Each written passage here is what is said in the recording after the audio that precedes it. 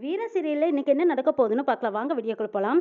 உங்கள என்னதான் சொல்லி இவ மயக்க வச்சிருக்கான்னு எனக்கு தெரியல. அப்படி என்ன அவன் நல்லது செஞ்சுட்டான்னு கேட்குறாங்க ராமச்சந்திரன். அங்கிள் இவர் என்ன நல்லது செஞ்சாருன்னு உங்களுக்கு புரியல இவங்கள பத்திங்கிறாங்க பிருந்தா. அப்படி என்னதான் சொன்னா?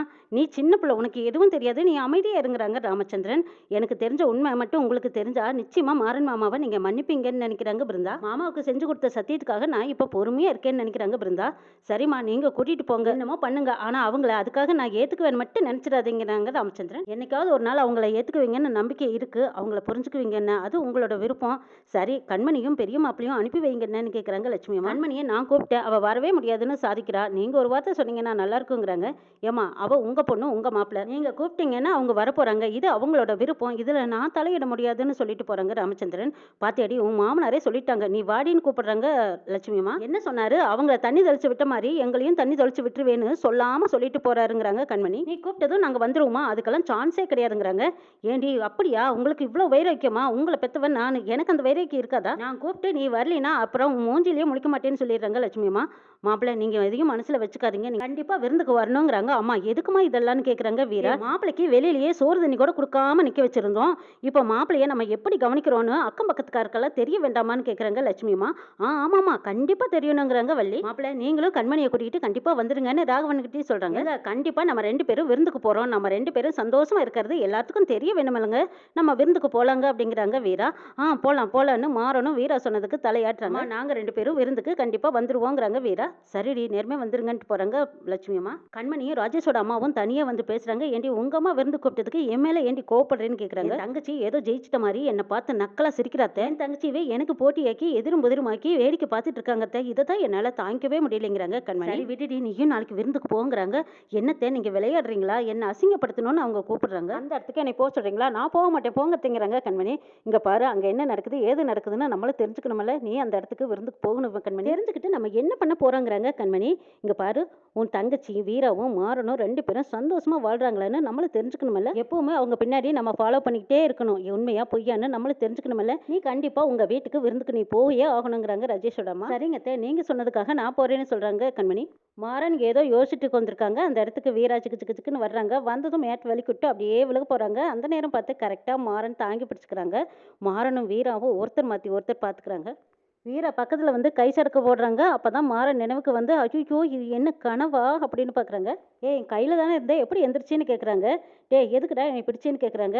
ஆமா நீ விழ போன நீ என் பொண்டாட்டி நான் எப்படி நீ விழுறத நான் பார்க்க முடியும்? நான் விழுந்தா எழுந்திரிச்சுக்க போறேன். நீ எதுக்குடா என்னை தொட்ட? நீ எதுக்குடா என்னை தாங்கி பிடிச்சேன்னு கேக்குறாங்க. வீரா வெளியில மட்டும் நீ என் பைக்ல வர்ற. நீ அப்படியே மத்தவங்க பாக்குற மாதிரி என் கை பிடிச்சு கோர்த்து என்கிட்ட கொஞ்சம் பேசிட்டு வர. வெளியில ஒரு மாதிரியா நடந்துக்கிற. ரூம்குள்ள வந்தா மட்டும் சந்திரமுகியா மாதிரி ஒரு சிக்னல் போடுற. உள்ள ஒரு சிக்னல் போடுற. என்ன நினைச்சிட்டு இருக்கிறேன்னு கேக்குறாங்க மாறன். இது என்ன டிராபிக் சிக்னலான்னு கேக்குறாங்க வீரா. சிக்னல் போட்டா நான் தலையாட்டிட்டே இருக்கணும். ரெட் சிக்னல் போட்டா பொம்மைக்கிட்டே நிக்கணுமான்னு கேக்குறாங்க. ஏன் இப்படி நடந்துக்கிற? உனக்கு என்ன பேய் கீழ் பிடிச்சிருச்சாங்கிறாங்க. ஆமா நீ என் கழுத்துல தாலி கட்டின போதே எனக்கு ஏதோ பிடிச்சிருச்சுங்கிறாங்க. சரி அப்ப எதுக்கு என் கை பிடிச்சிக்கிட்டு வீட்டுக்கு வந்தேங்கிறாங்க. வேற வழி அங்க இருக்கிறவங்கல இருந்து பிருந்தா வரைக்கும் எல்லாருமே என்ன ஒரு மாதிரியா பார்க்க அதுக்கு உங்க அத்தையும் தினமும் வீட்டுக்கு வந்துருன்னு கெஞ்சிக்கிட்டு இருக்காங்க. என் கழுத்துல நீ தாலி கட்டிலிருந்து எல்லாருமே எனக்கு வேண்டப்பட்டவங்க எல்லாரும் கஷ்டப்பட்டுட்டு தான் வெளியில நான் உனக்கு கொஞ்சம் என் அம்மா தங்கச்சி எல்லாரும் பார்த்து சந்தோஷப்படுவாங்க. ஆனா உள்ளுக்குள்ள உன் மூஞ்சிய பார்க்கும்போது எனக்கு ஒரு மாதிரியா கோவம் வந்துடுது. வீரா ஏண்டி இப்படி எல்லாம் சொல்றேன்னு கேக்குறாங்க மாறன். இல்ல உண்மையிலுமே சொல்ல போனா நீ எனக்கு தாலி கட்டிலிருந்து உன்னால என்னை ஏத்துக்கவே முடியல. அவ்வளவு வெறுப்பா இருக்கு. நானும் இந்த ஜென்மத்துல சேர முடியாது. ஒருவேளை நான் உன்னை ஏத்துக்கணும்னு நினைச்சேன் வருஷமா நான் வாழ்ந்த வாழ்க்கைக்கும் எங்க அண்ணன் வளர்த்தன வளர்ப்புக்கும் அது அர்த்தமே இல்லாம போயிடும். இப்ப நான் உன்கிட்ட பேசிட்டு இருக்கிறதெல்லாம் தான் நிஜம். வெளியில இருக்கிறதெல்லாம் நடிப்பு. இதெல்லாம் அட்வான்ஸ் ஸ்டேஜ் எடுத்துக்கிட்டு இந்த ரூமுக்குள்ள என்கிட்ட எல்லாமே நான் நினைச்ச அப்புறம் இந்த வீரா யாருன்னு உனக்கு காட்ட வேண்டியதா இருக்கு. தயவு செய்து என் முன்னாடி நிக்காது. எப்படா எனக்கு வெளியில போலான்னு இருக்கு. உன்கிட்ட சொல்றதை விட நானே வெளியில போயிடுறேன்ட்டு போறாங்க வீரா. வீரா வெளியில நடிக்கிற மாதிரியே உண்மையிலேயே என் காதலை நீ ஒரு நாள் ஏத்துக்குவே. எனக்கு அப்போ அது போதும்னு நினைக்கிறாங்க விமாரன். கண்மணி முன்னாடியே அவங்க வீட்டுக்கு போயிட்டாங்க. என்ன இன்னும் அவங்க 2 பேர்த்தையும் காணுமே அப்படின்னு எட்டி பார்த்துட்டு இருக்காங்க. அக்கா யாரை எதிர்பார்க்குறேங்கிறாங்க. நான் யாரையும் எதிர்பார்க்கலைங்கிறாங்க கண்மணி.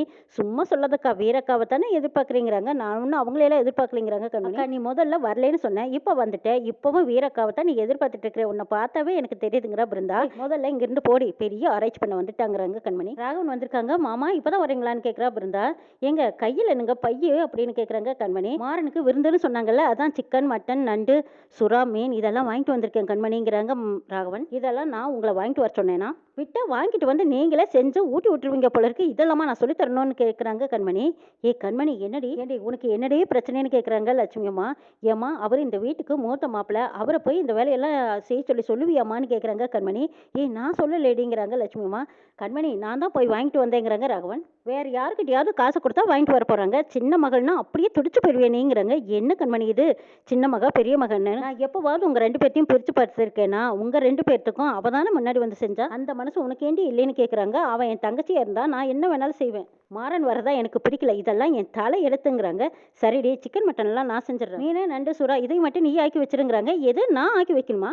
அவங்களுக்காக நான் இதெல்லாம் செய்ய முடியாது. என்னால் ஆகாதுமா அப்படிங்கிறாங்க கண்மணி. அந்த பக்கமா வீராவும் மாறனும் வந்துட்டாங்க. ஐ அக்காவும் மாமாவும் வந்துட்டேன்னு சொல்றாங்க பிருந்தா. வீரா மாறன் 2 பேரும் வந்துட்டாங்கன்னு சந்தோஷப்படுறாங்க. லட்சுமியுமே ஓடி போய் ஆரத்தி எடுத்துட்டு வராங்க. அத்தை இதெல்லாம் எதுக்குன்னு கேட்குறாங்க. ஆமா நீங்க 2 பேரும் இப்பதான் சந்தோஷமா முத வீட்டுக்குள்ள வரீங்க. இதெல்லாம் செய்ய வேண்டியது முறைதானுங்கிறாங்க லட்சுமி. அம்மா கூட நானும் சுத்துறேன்னு சொல்லி பிருந்தாவும் வாங்கி சுத்துறாங்க. இவனுக்கு இதெல்லாம் ஒரு கேடான்னு நினைக்கிறாங்க கண்மணி. மாமா இங்க பாருங்க உங்களுக்கு ஆரத்தி எடுத்திருக்கேன். தட்டுல காசை போடுங்கங்கிறாங்க. அடே நீ விடமாட்ட போல இருக்குன்னு சொல்லிட்டு மாறன் பணம் போடுறாங்க. மாமா போடுறதே போடுறீங்க வெயிட்டா போடுங்கங்கிறாங்க. இதோ அடே மச்சினிச்சு விடமாட்டா போல இருக்கேன்ட்டு போடுறாங்க. இந்த பக்கமா கண்மணி நீ எங்களுக்காக வந்ததுக்கு ரொம்ப தேங்க்ஸுங்கிறாங்க வீரா. நான் ஒன்றும் உனக்காக வரலைன்னு சொல்லிட்டு கண்மணி வீட்டுக்குன்னு உள்ள போயிடுறாங்க. ராகவா என்னதான் இருந்தாலும் எங்ககிட்ட பேசலைனாலும் வீட்லயும் அப்பா சொன்னதுக்காக பேசலைனாலும் எங்களுக்கு முன்னாடியே விருந்துக்கு வந்து எல்லா ஏற்பாடும் பண்ணிட்ட போல இருக்குன்னு மாறன் கேட்குறாங்க. ஆமா மாப்பிள்ள அவரே கடைக்கு போய் தேவையான மீன் சிக்கன் மட்டன் எல்லாம் எடுத்துட்டு வந்துட்டாங்கங்கிறாங்க. ஓ அப்படியா சரி சமையல் யாருன்னு கேட்குறாங்க. நானும் கண்மணி தான் செய்ய போறோங்கிறாங்க லட்சுமி அம்மா. அத்தை நானும் சேர்ந்து செய்கிறேங்கிறாங்க மாறன். ஐ சூப்பர் சூப்பருங்கிற பிருந்தா. மாப்பிள்ள நீங்க விருந்துக்கு வந்திருக்கீங்க. நீங்க சமைச்சா நல்லாவா இருக்கும். நாங்க சமைக்கிறோம் நீங்க இருங்கங்கிறாங்க.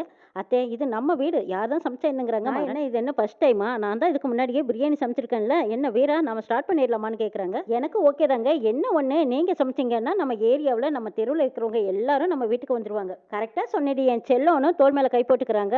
அதுக்கும் நடிப்பாளே அப்படின்னு நினைக்கிறாங்க. சரி சமையலுக்கு என்னெல்லாம் தேவைங்கிறாங்க. வெங்காயம் தக்காளி இப்படி பிருந்தா லிஸ்ட் போட்டுட்டே போறாங்க. நிறைய மசாலா ஐட்டங்கள் எல்லாம் சொல்லிட்டு வராங்க பிருந்தா. பிருந்தா இதெல்லாம் நீ எப்படி கத்துக்கிட்டேன்னு கேட்குறாங்க வீரா.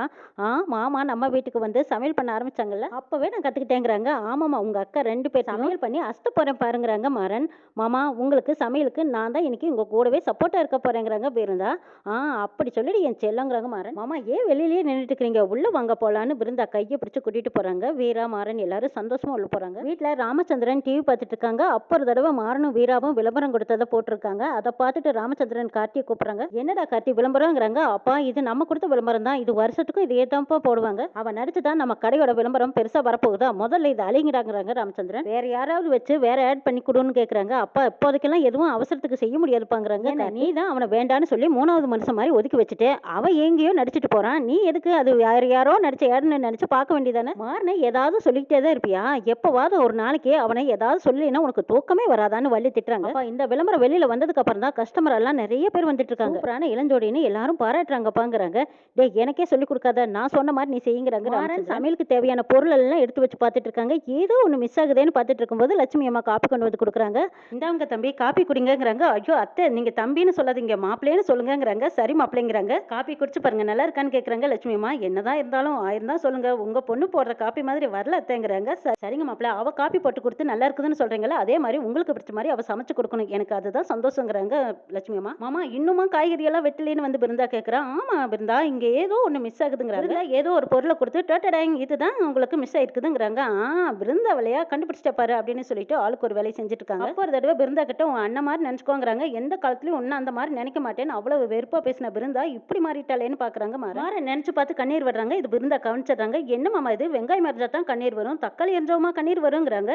இல்ல அந்த கண்ணீர் வேற இது வேறங்கிறாங்க. என்ன மாமா சொல்லுங்கிறாங்க. இல்ல பழச நினைச்சு பார்த்தேன் அதான் கண்ணீர் வந்துருச்சுங்கிறாங்க. நீங்க இந்த வீட்டுக்கு வந்ததுக்கு அப்புறம் தான் வீடே கலகலன்னு இருக்குன்னு சொல்றாங்க லட்சுமி அம்மா. அப்படியா அத்தை அப்படின்னு சிரிக்கிறாங்க. வீரா நீ இப்படிப்பட்ட தம்பி தானே ஒதுக்கி வச்சிட்டேன்னு சொல்றாங்க. சிரிச்சு மழுப்புறாங்க வீரா.